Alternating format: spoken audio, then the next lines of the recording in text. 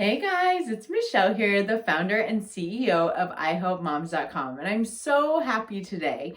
We have family therapist Joy Acosta with us. She is a true expert in child development, and today on our episode, we are going to be talking about positive parenting. And it's so interesting as we look around our universe, right? Whether you're around a group of school friends or maybe a group of faith-based friends or maybe a group of gym friends or athletic friends or whatever it is for you, whoever you're surrounding yourself with, we definitely begin to soak up all of their parenting, their mannerisms, their values. So today we really wanted to talk to parents that want to be positive parents.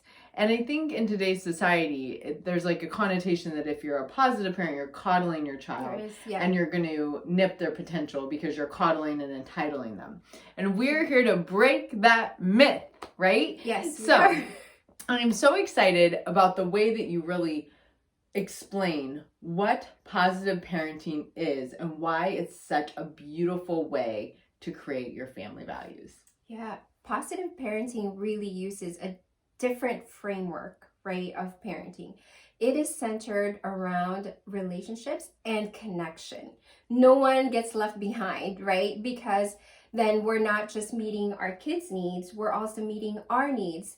And I know you're asking, like, well, how is that even possible? Well, it is very possible because in positive parenting, we pour in engagement and conversations, connections. In our past shows, we've talked about family meetings and things like that. Those are all components of positive parenting, where we don't assume, we are very clear with our boundaries, we're very clear with our expectations and rules, and even consequences. Positive parenting also leaves room for follow through, which I know, for us parents, sometimes it gets lost in translation, right? Because we're so busy doing other things and many, fulfilling many roles. So we'll say like, okay, these are the rules, but then there's really no follow through. Well, positive parenting allows for that because you are working as a unit and you're not just, focusing on the child being the center of your world.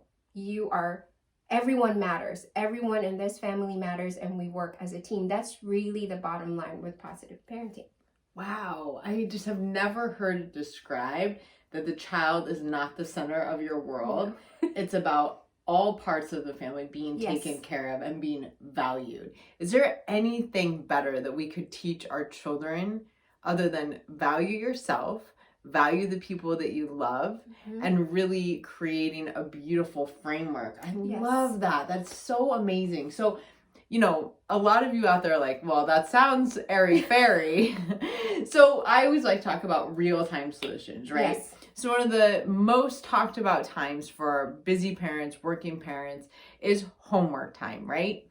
So we wanted to give some examples of, the normal parent may come in and be like, oh, I have to do homework again. So we're already feeding into that negativity of our kids. And then we feel stressed and uptight about it. So I want to change the framework and give an example of what positive parenting solutions would look like. Yeah. So homework, it never ends, right? It's like laundry, never ends. So every day you know that you're going to have that. But then as a parent, I understand that you're not just thinking about homework. You're also thinking about, okay, I need to clean the bathroom today. Or maybe you still have to think about dinner and things like that. Positive parenting says we have to be aware of how we approach things because we are very different from our children. Their containers for stress and their containers for learning new things are very different from ours. Whereas we could probably, go like 30 miles an hour thinking about all the million things that we have to do. They don't function like that. Remember that their executive functioning, their cognitive functioning, all of those things are still developing. So it has to be one step at a time. So if homework is a challenge for us, for example, let's filter that. Positive parenting says, okay, let's take on the role of observer first, right? So that we know what's going on, because you can't have solutions if you don't know what exactly is a problem. And your child is not the problem, right? So is it the environment? Is it that they're hungry? We talked about that. Is it, are they tired? Did they have a bad day, right? And they're not, they don't know how to tell you. Did they have an encounter with their friend and they don't know how to tell you? Because we're over here like, okay, you have to do homework, because in my mind I'm thinking, well, there's dinner time and bath time and bedtime. So allow yourself to like filter first, like, what's going on. Take a breather and then sit down with them, have a snack with them, and ask them like how their day went, so that you can then go on to do homework, and they'll feel better and they'll think more clearly too. I love that. And I think that for parents that want a positive household, if we keep our true north at connectivity and bonding with our family, I think if we fast forward 5, 10, 15 years down the road, the ultimate goal would be that our kids feel really connected to our family and really grateful for the experience that we've given them. So I love this example of, how do we feel when we go home from work if our kid just shoved a bunch of laundry in our face and was like, go do the laundry? You'd be like, I need just a minute. Maybe I need a glass of wine. Just give me a second, right? Yes. So I love that you give homework as an example of like, let's calm it down for a minute. Let them get a snack. Let them just relax for a little bit. And then we can move into it, not on our schedule, but on creating a team approach to doing that. So I love that. So here's another example that I absolutely love that you talked about. I had, my daughter got off the tennis court, last one on the tennis court. Her dad and I would never want to be the last one, but for her, she was like the last one. And so I gently, as we're walking to the car, I took my inner therapist and everything I learned from you. And I said, how did you feel at practice today? She's like, she thought about it. She goes, well, you know what? I just heard in my head as my feet were pounding the pavement that I can do anything, and I did my best. And I was like, you did your best? And I just left it at that. I'm like, way to do your best. And you know what? I'll run with you tomorrow too. I want to get better too, right? So exactly. We'll just like make it fun. And so I want you to tell a little bit about the spelling bee and how do we help our children reach their potential while building them up in a positive framework, not putting them down or not in a negative way, a negative framework. How do we change that paradigm and grow with them? So important, right? So important to have that, synergy, that like we incorporate all those things, because it's not just one or the other. We can do both. We can lift them up, right? And we can, help build them up. But we can also let them be.